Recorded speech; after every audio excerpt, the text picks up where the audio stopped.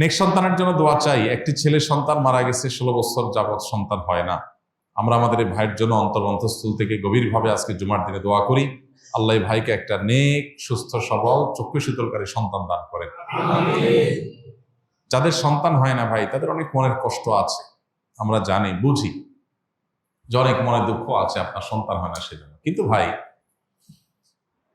ইমানদারের যদি দুনিয়াটাই সব হইতো তাহলে আমি বলতাম ঠিক আছে, আপনি আফসোস করেন, দুঃখ করতে থাকেন।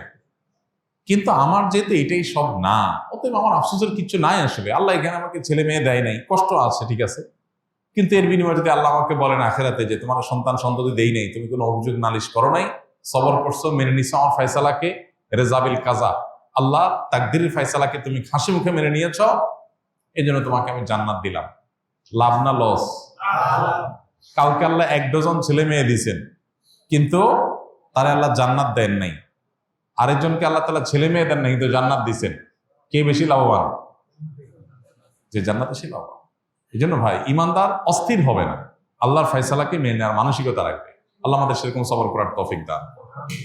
এক যুবকের মায়ের অন্যত্র বিয়ে হয়, এখন ওই মায়ের ভরণ পোষণের দায়িত্ব কি প্রথম ঘরের সন্তানের নাকি দ্বিতীয় ঘরের? কোন নারী তার স্বামীর সাথে বিচ্ছেদের পর অথবা স্বামীর মৃত্যুর পর তিনি যদি অন্যত্র বিয়ে বসেন, এই ভদ্র মহিলা তার ভরণ পোষণ তো পরে যেখানে বিয়ে হয়েছে সেই স্বামীর। এখন সেই স্বামী যদি মারা যায় বা বিচ্ছেদ হয়, এখন তার ভরণ পোষণ কে দিবে? তাহলে উত্তর হলো, এই ভদ্র মহিলার গর্ভ থেকে যে সন্তান এর জন্ম হয়েছে সে ভরণ পোষণ দিবে। যে সন্তান তার গর্ভ থেকে জন্ম লাভ করেন নাই, তার থেকে ভরণ পোষণ তিনি পাবেন না। এখন এমন হতে পারে যে 2 বিয়ে হয়েছে একজন নারীর, যেমন প্রশ্নে হয়তো সেদিকে ইঙ্গিত করা হয়েছে, প্রথম ঘরে প্রথম স্বামীর ঘরে একটা ছেলে হয়েছে, দ্বিতীয় ঘরের স্বামীর ঘরেও একটা ছেলে হয়েছে, এখন স্বামী নেই। তাহলে সেক্ষেত্রে এই ভদ্র মহিলার ভরণ পোষণ কে দিবে?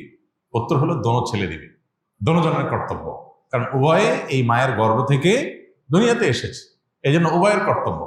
কোনো মায়ের গর্ভে কোনো সন্তান আসলে সেই সন্তান, সেই মা, তার আসল মা এবং তার ভরণ পোষণ, তার মা হিসাবে যত হক আছে সেগুলো সব তার আদায় করতে হবে আনুপাতিক হারে।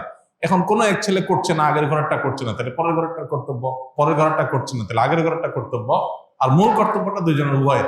কেউ একজন করছে না, তাহলে সে গুনাহগার হবে, তাহলে বাকি যিনি আছে তিনি তার সাধ্য অনুযায়ী চেষ্টা করতে হবে।